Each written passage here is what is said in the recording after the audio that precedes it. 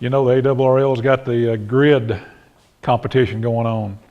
How many grid squares can you work? I don't know if everybody's seen a map, grid square map. I can get you one of these, or they're available online as well. This is the United States broken up into the different grid squares, and we live in Echo Mike 74. If you break that down a little bit closer, I'm in Echo Mike LO. What are you in? LO. You still in LO? Okay. NH. Echo Mike 74 NH. Okay. So that's breaking it down into either smaller portions. But I started kind of highlighting these. I haven't got them all highlighted that I've worked, but the highlighted ones are the ones that I've worked using FT8. And FT8 it's a real neat. I enjoy it because once you click, the computer with the software picks it up and they go, and it does it. So I can get out as I'm sitting there checking in on the net and listening to y'all. I can watch the screen and click, and I just make contacts while we're talking on the nets. So it's a real neat program.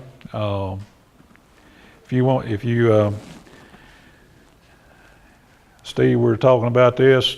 If you got some radios, what is it? ICOM 7100 and F590 Kenwood.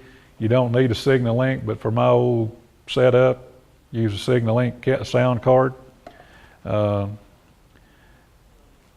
This is an ICOM 706 Mark II-G.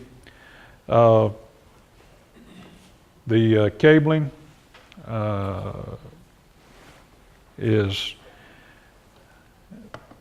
the combo is about $130. Your cable and your signal link. If you have two, you can do this one of two ways, programming it or setting it up for your radio. They make chips, you just plug it in. So if you got a Kenwood and an ICOM, instead of having to buy two of these, you just open it up, pop the Kenwood out, put the ICOM in, and away you go. So you wouldn't have to buy two signal links if you wanted to be kind of, real thrifty and save money. Yeah, so $130 for the combo, or you get lucky, go to Hamfest, $20. I think that's what this one I gave for, $20. Cabling is not all that much. They want the cable going to your laptop or your computer is just a standard printer cable. USB on one side and a little square D on the back. So that's not a big deal. The other cable to go into your radios, I got a TS50 Kenwood. You got to plug it into the mic jack. So depends on where you got a port or you have to go into the mic jack. So not a thing. So WSJTX Princeton homepage. You can click it on there, and this tells you all about it. You got, it might look better. Reckon we pull the screen down, it look better? Oh yeah, probably. Get that little ball out of the way. Yeah. And the fire drill. Remember, if there's a fire, you'll have to come over here.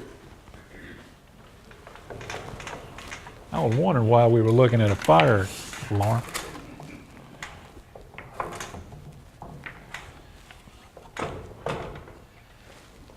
Well, anyway, they're not quite long enough. Tells you all about it. You've seen Steve Hudgens did one, JT65. He did a program for us a while back. This is all the same software. All it is just a matter when you download it, you want to do JT9, JT65, FT8, FSK 441, just whatever you want to work. It's here.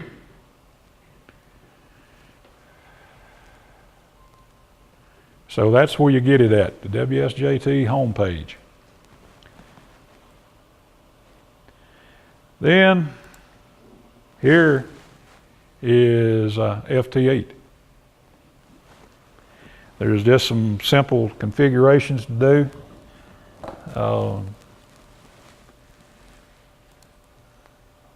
settings to do. This is you heard this thing start blasting out and doing all kinds of different sounds from the little laptop. You got to make sure that your input and your output is right, or you're not going to be, your software is not going to hear the signal, nor will it cause the signal link to transmit. Here's some important stuff down here we want to see.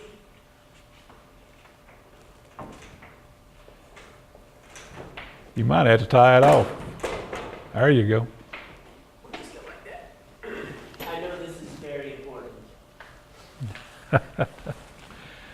So you got, normally it's codec, but I mean you do have other choices.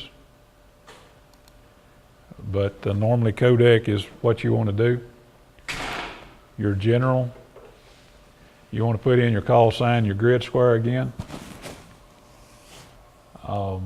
Most of this stuff is already checked for you. You might want to do some other things differently. I know this is going to be kind of a crash course, and I'll tell you right now, I'm not an expert. I know enough to make you dangerous. You got your radio, your PT with old radio like mine. I'm using a Vox, and I'm not cat controlling my rig either, so there you go.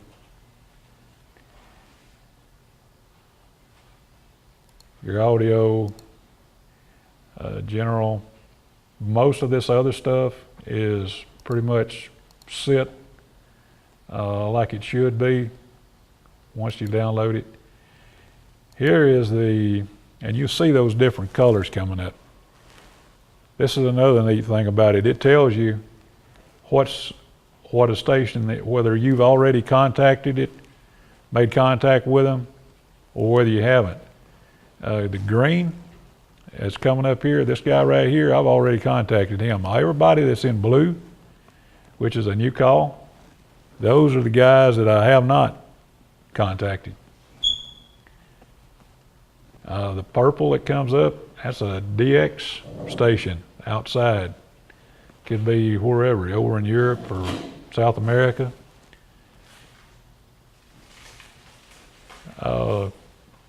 The yellow is a transmitted message that's been transmitted. So these colors, the one that I changed was the new call to a different color, because it was all the same whether I'd contacted them or not. So I double contacted people, some of them tripled. So just because I didn't realize that I'd already done it, but now by going over here and changing this color to blue, I know, okay, yeah, I've already, I need that guy. And the green, I've done got you, you're okay.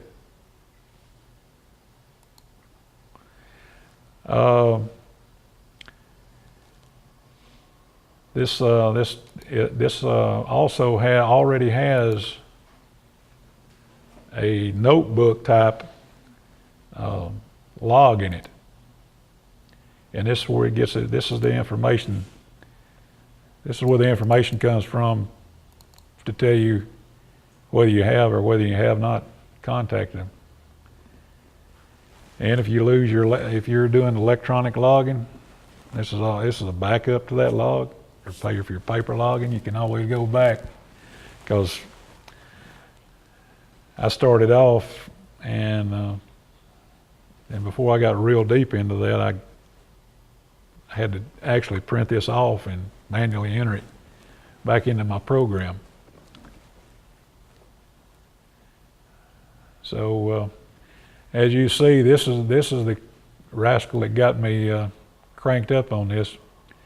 Mr. J Town Radio, W7TJT, Josh Townsend on March the 25th. He and I made a contact on 20 meters. You know, so that's what got me kicked off. Gives you your dates, your times, their call signs, what their signal reports are. And they give you negative or positive numbers. You think, oh man, I can't make a negative 22. Oh yeah, you can.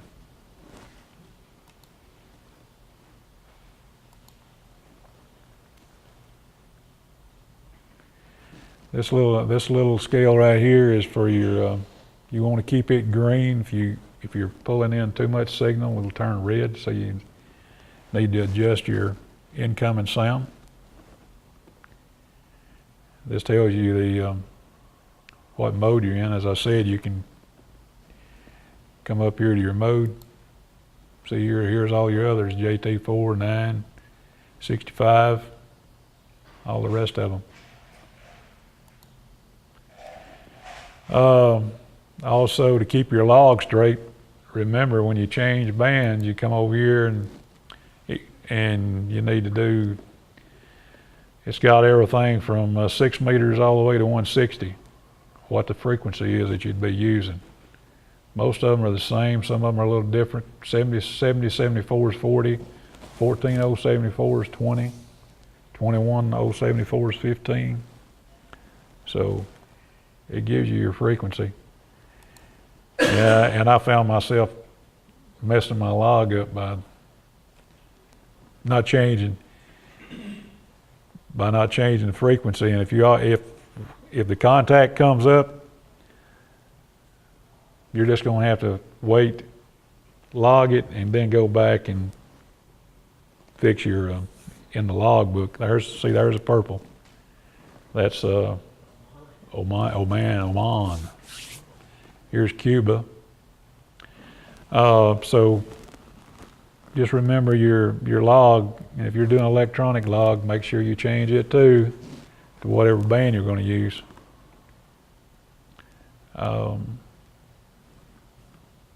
Here's the graph. There's a graph that comes with this too. And I've just got it.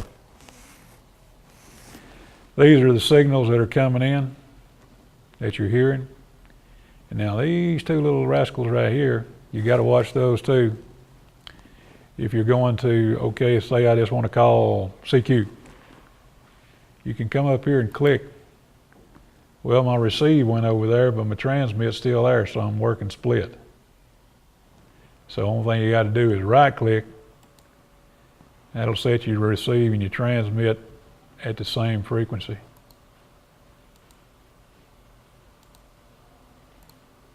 There you come.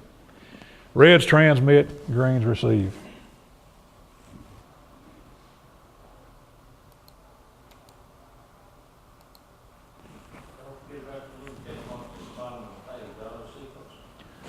Yeah, it does auto sequence if you want to do the call first. You can even transmit the even on the even minutes. It don't matter to me when it does. Even or odd. But I got it sitting over there, so let's see. I can let's just see if I can get somebody in this next round. It does it for 15 seconds. Okay, I gotta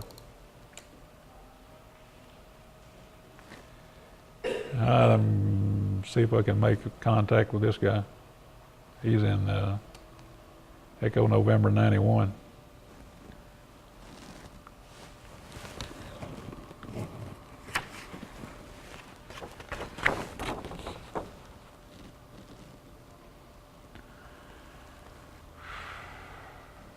Wow, in the state of Ohio, imagine that.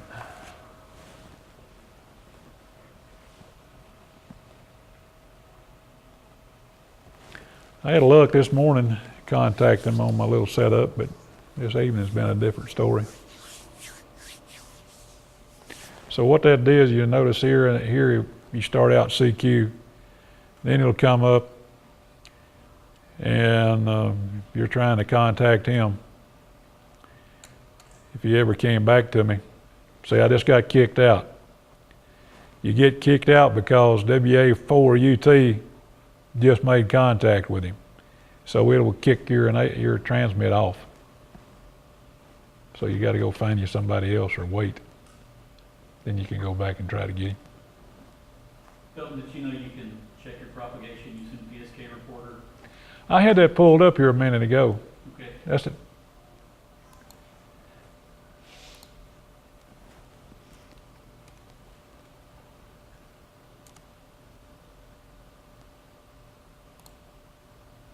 PSK reporter.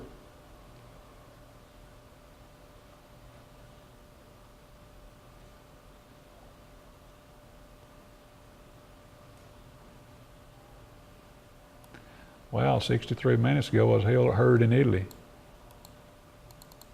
You're getting out. I am getting out.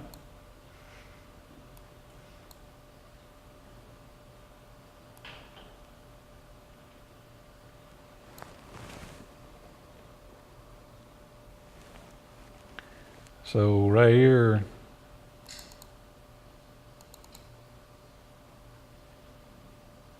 doing a whole lot better up the kind of up the coast. 0 minutes. One right here. What is that gathering now? That's your propagation. That's where these monitoring stations have heard your signal. What side is that one? Is that the? PSK reporter. Yeah.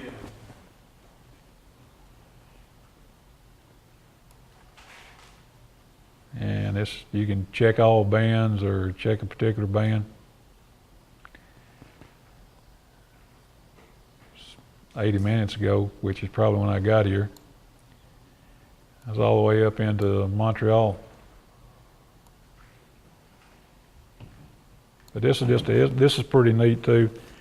After you transmit a few times, you can check where you've been heard at. Real good to make sure that you got a mobile set up and you've changed stuff to make sure everything's working, you're getting out. Yep. Good to check propagation. It's also good if you're playing with an antenna. Which one does the best? Yep. Felton, Yeah. how much power are you running right now?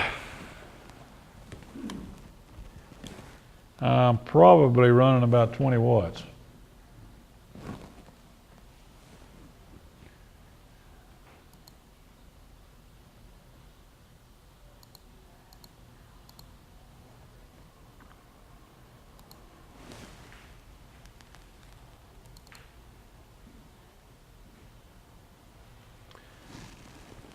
And sometimes you're going to, in other times you're talking about the split.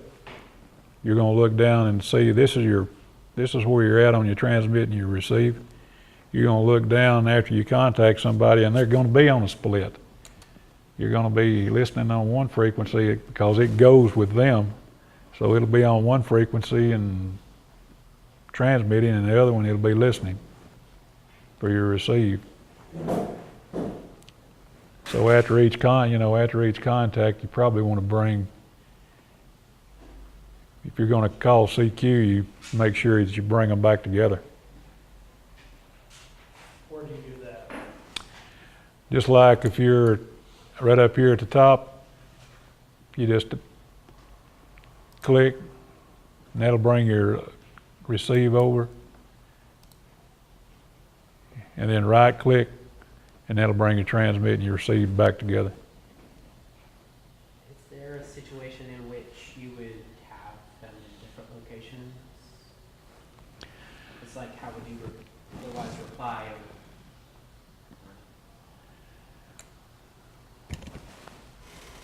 Well, if you're doing I don't operate split, but I mean some people do, and that's why if they contact you and you hook up with them, then your software automatically puts you on their transmit and their receive.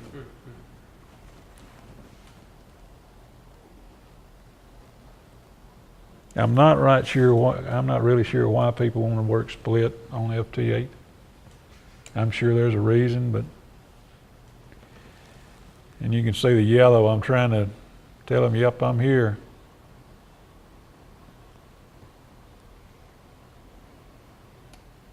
Is it auto answering or you're doing something? No, it's all, I mean, once you click, it's all over with. It does it all for you. It propagates their call sign, and then it starts trying to make the contact. So he's not responding. He's not responding. So you just hit what? Stop? You can hit halt, and that'll stop. How do you, you might have covered this, but how do you know if somebody's trying to hit you now, like you just did that? Well, Or is it gonna show up saying, hey, I wanna talk to you kind of thing, or? no, you're gonna call CQ, and then they're gonna hit you, or you're gonna hit them. Everything over here in this column is what's going on during the whole spectrum. This is what's going on right here.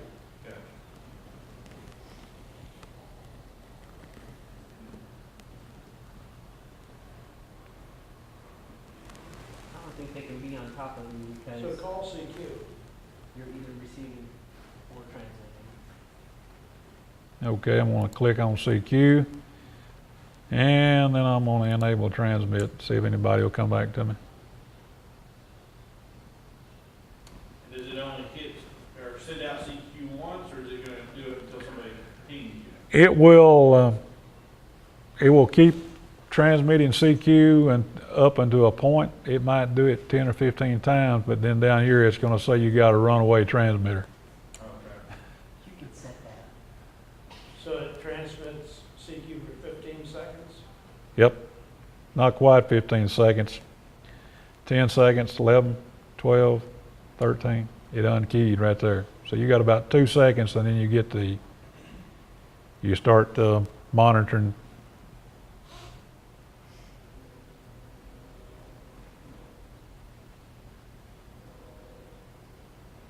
And you receive for 13. Yep. Now I'm transmitting again. And so where are you watching if somebody hits you? That's where I'm confused. If somebody. If somebody hits me, it's going to turn red in that right-hand column. Okay.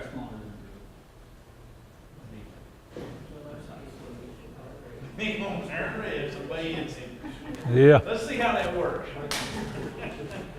Okay, well, that's what I was trying to figure out. I was like, well, how do you know if they're talking about you? But okay. Well, it's real simple. They get excited. Yeah, it'll. Watch him.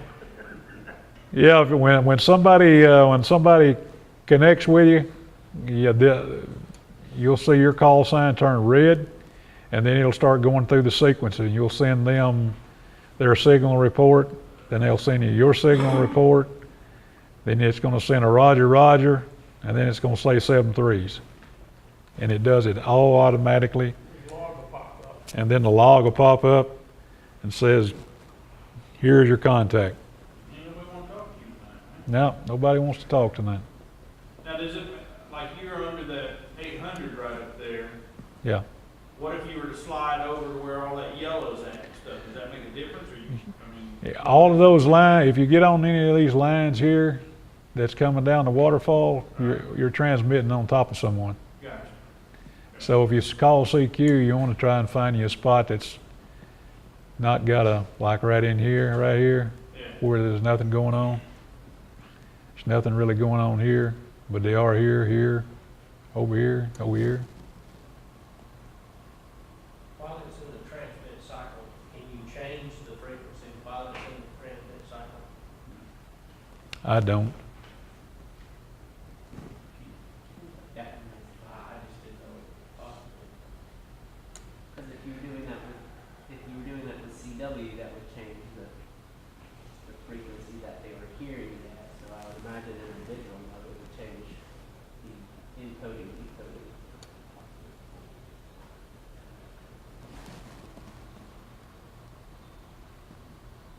Nobody wants to talk.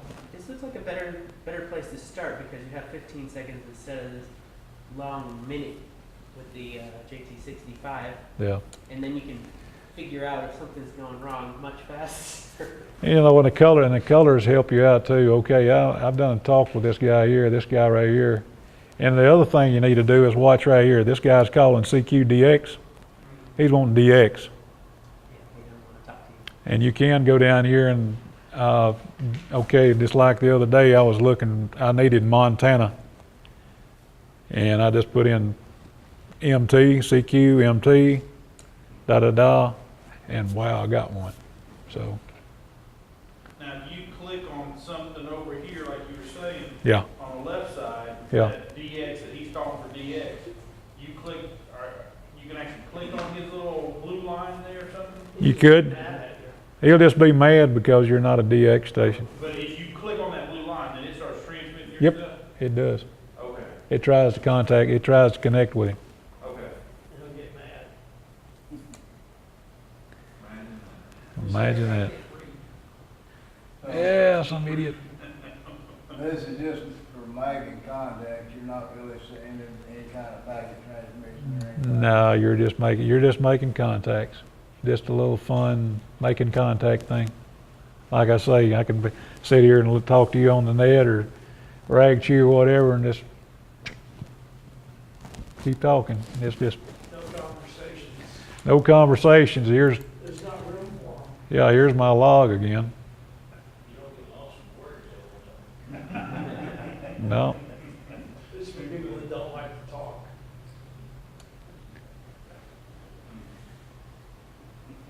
I made 47. I've already worked. What are you looking at me for? I worked 46 states, and I did get a guy from Montana to come back to me, but he was gone. Bam! I don't know what happened to him. Connecticut, Vermont, and Alaska. No, Hawaii. I've already got Alaska. Worked 181 grid squares, 458 QSOs.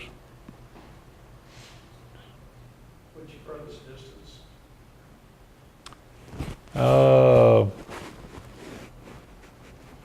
Tell you the truth, I'm not real sure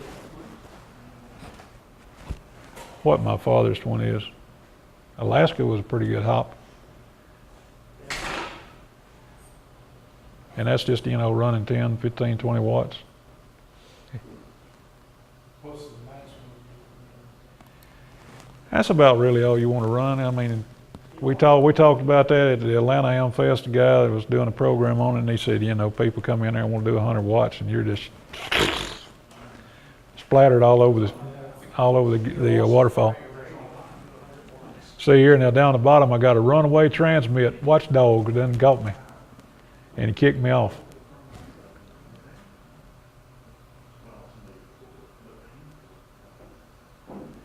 Oh well, I thought somebody would come back to me. Go to winlink.org. It'll take you right to it. This is what you want to download: WinLink Express current production version.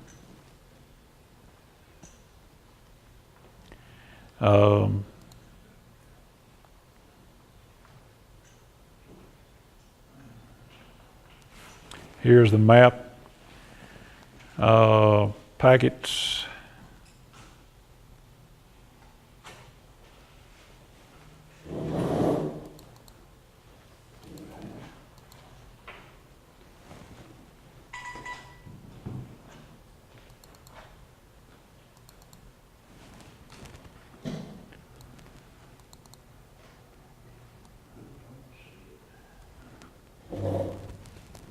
And these are all packet gateways.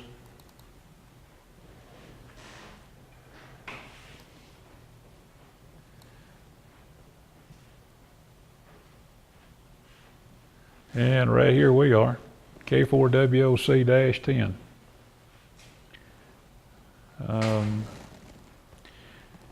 Here, this is Mr. Marvin, AB4MM.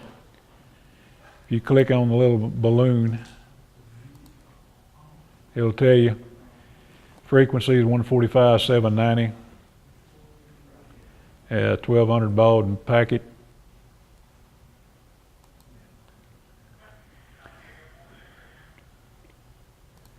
come down here to ours. We're also on 790. Northwest Georgia Areas District, Gordon County Areas Digipeater. You can also, the digipeters are, and a digipeater just is a repeater that bumps your signal onto the gateway. And these are there's not a real list. There's one on the Areas page. I don't know if it's completely up to date, but we've asked people who have gateways to go in there and list their digipeters as to which one. 10-10 is a gateway, -15 is a digipeater.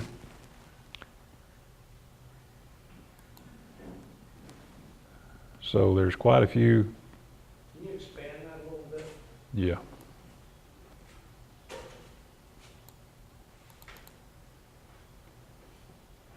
Zoom in, Zoom in or zoom out? and In? Okay. the other end. The other end? Yeah.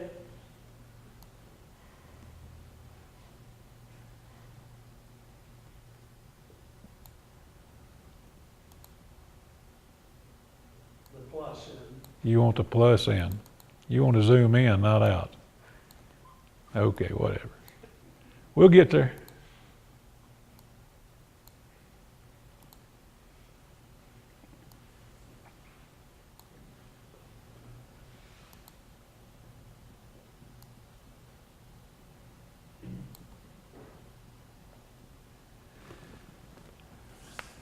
And that's our world. We got one up on Lookout Mountain. Can you mouse over Cartersville and Ackworth? Cartersville. That's great. That's Greg, KK4YLX.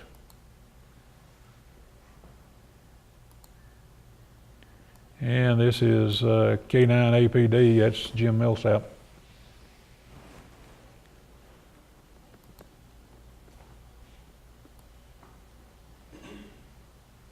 In Ackworth? Yeah. That was the K9 APD. And what's in Moleskin? KN4 BJJ. Is that on top of Minewater Mountain? No.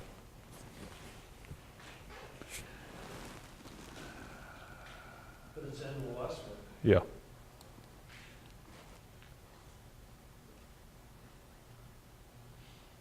I think, well, there used to be a gateway on Pine Log, but there's not now.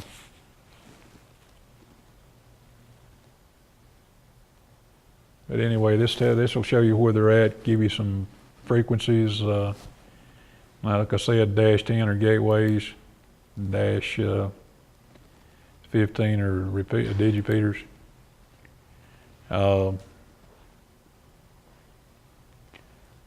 Same basic setups.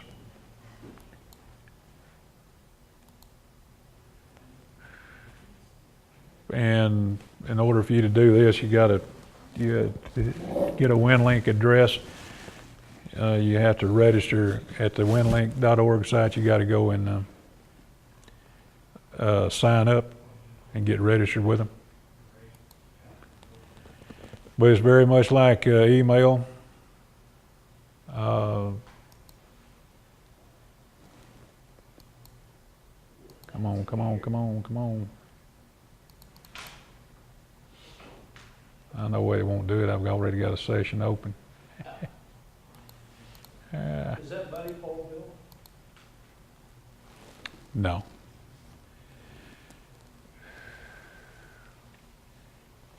This is a click, let me just close this out. Like I say, you don't really have to have, you get your TNC packet controllers. You can go, this is an MFJ model. They're around $100 or less. Or you can go with a Cantronics KP3 Plus. $200. New.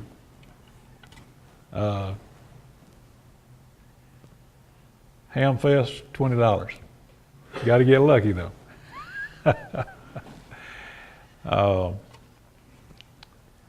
That's where I pick up mine. I just go to the Hamfest to get lucky and pick them up for 20, 25 bucks. But they are a little expensive new. You're going to be using Packet and Packet peer-to-peer, which is like if Steve and I wanted to talk, that's what we would choose. And then they're coming up with some new modes that are even faster. This RDOP, and Vera, they're testing those, and they are faster than the WinLink. Using the same equipment, or Yeah, it's just a different code that they're sending they're- between when we deliver? yeah, I think it's a different code. I don't think you have to have any special equipment. Now, if you're doing pack tour, you got to do that. You know, you got to have the pack tour equipment, which is very, very pricey. And just to get yourself started, you can always use Telnet, which just uses the internet itself. But anyway, Click on the Telnet, and then do what? click on Telnet, open session, start. I'm done. Because nobody's. I don't have any messages. And I'm going. Changing my call sign, and I'm thinking start back up, see if it's gonna work. I don't know if I'm going to resign that or what. It's a good question. Probably have to register your new call. I changed it in the program. Okay. I don't know if it's accepted or not, so I'm gonna have to start that, see if it's gonna work. Okay. Probably put like, who's this guy? I don't know.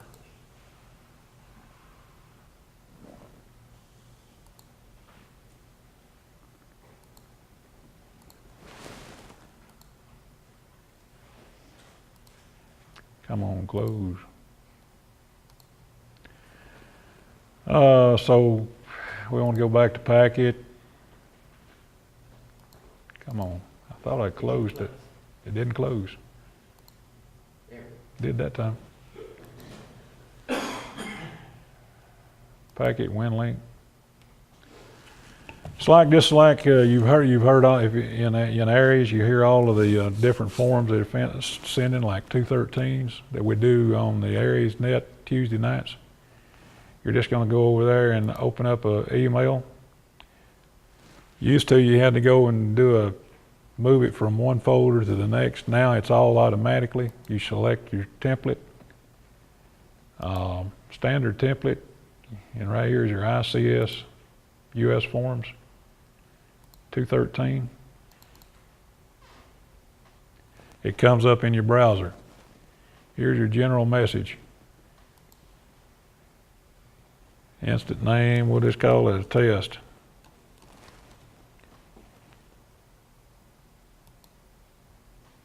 I'll just send it to Frank.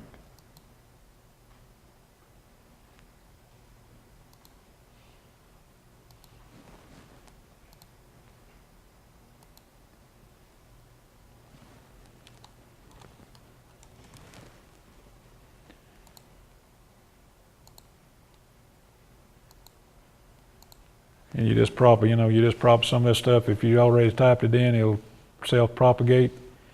It's going to fill in the time and the date.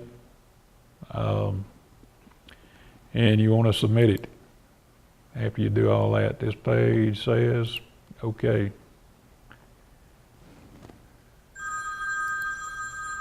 So all that's propagated in this, on your email.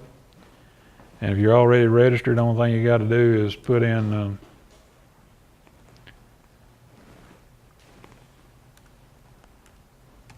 the call sign.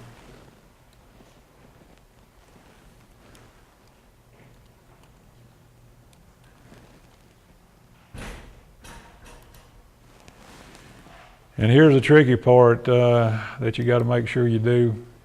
If you're going to do a WinLink message, you want to send it into the gateway over the internet. You want it to be a WinLink.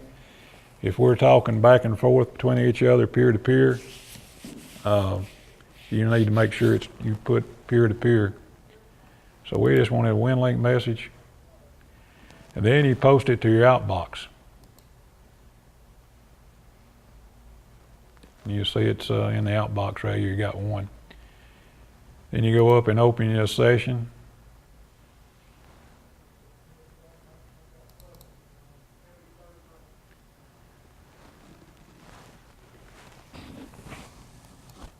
In your settings, I'm using the Cantronics KP3. What serial port you're using. On the Cantronics, it's going to be a 9600 baud, but on this TNC, that's going to be a 1200 baud, because that's all it sends. All of this stuff is to the TNC parameters. It's usually always 1200, and all of this stuff is normally already propagated. You don't really have to dust it. So we can update that. Your channel selections. Hey, there's AD4DG. Didn't realize it was off the air, so I got Laura to bring it back up. Just now? Yeah, I noticed that. It wouldn't come up. I don't know if I can hit it. Let's just see if we can get into Dennis's from here. 1200 baud, okay, and then it tells you it would be at 790. So we'll start.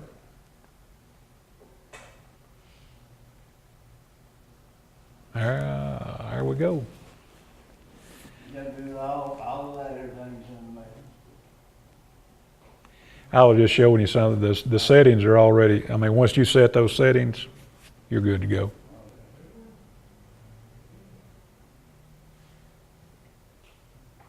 There goes the message. Speaking it.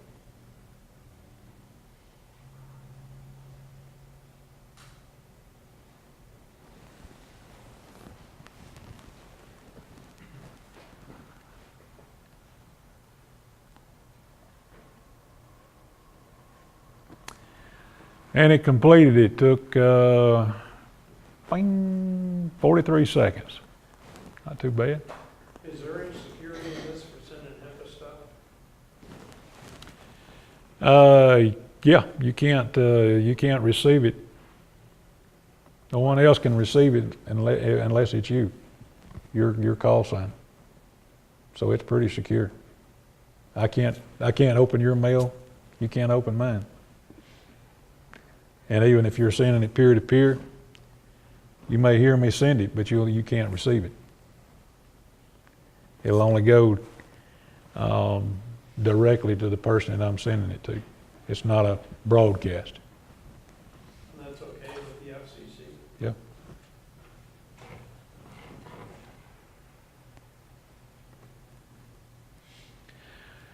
If we were, and this is going direct, okay, if you bring in the digipeaters into play, I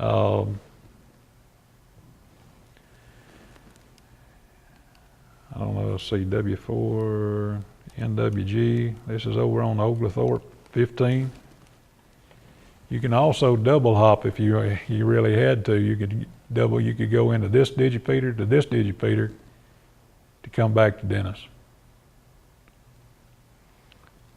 So this is how you would do the digipeater. Okay, I can't get directly into Dennis, but my digipeater can get to him, so I enter that.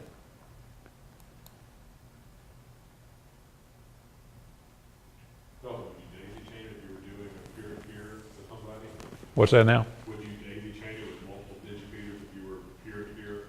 You could. Off somewhere? Yeah, you could. I mean, you could. I'm trying to figure out the reason for it. Yeah, you could mountain hop to mountain to wherever. All right, I hit the digipeater on Oglethorpe in Jasper, just down the hill from where Randy's repeater is, the 805. It took my signal and sent it over to Dennis. 36 seconds without any message.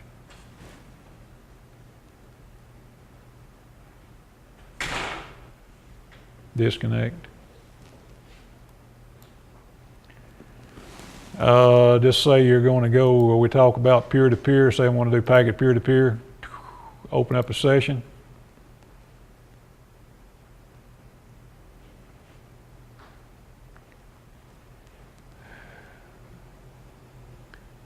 I've got to put their name, I've got to get their call sign in here. And they've got to have my call sign in their, when their screen pops up, they've got to, let's see, that's Digipeater, let's go direct. K4HYJ. I've got to have, if I'm going to talk to Hank, I would have to have his call sign there, and he would have to have my call sign in that same block, because it's looking for my call come back from the software.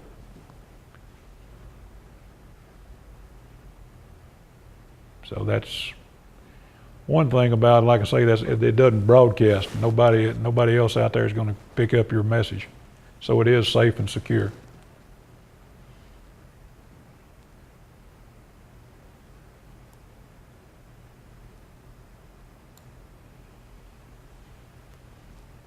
And let's just go over here just for the, I'm going to go to the,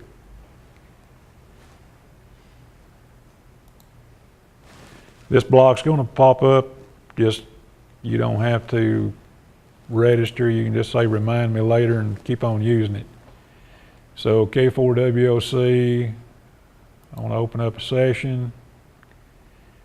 I'm going to go to K4WOC.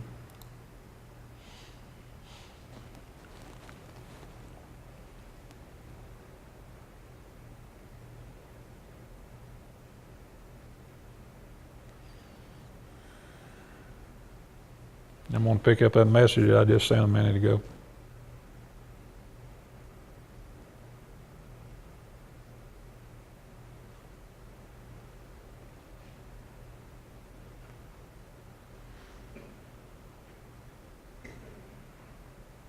Come on now.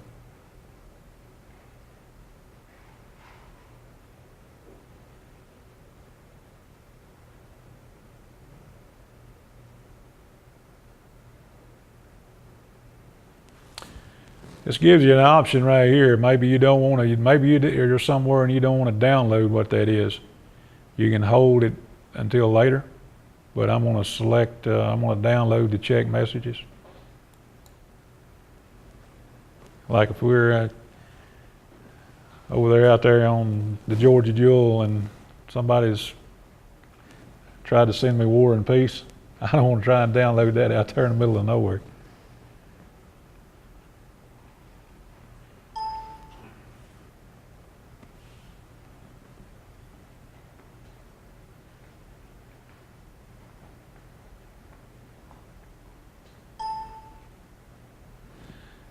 So we disconnected. That took us approximately 1 minute and 17 seconds. You can see that right there. Ding-a-ling, ding-a-ling. So we'll go out of the session. Here's our message. It's going to propagate back in your browser. And there's the message. So here's your reply. Here's your reply. If you're the one that was replying, you needed to reply back. Who did the replying, what your position, your title was, your date and your time. You can even print it out for a record. So if you're doing so if you're with like Courtney, the EMA director, we could just print it out, hand it to him.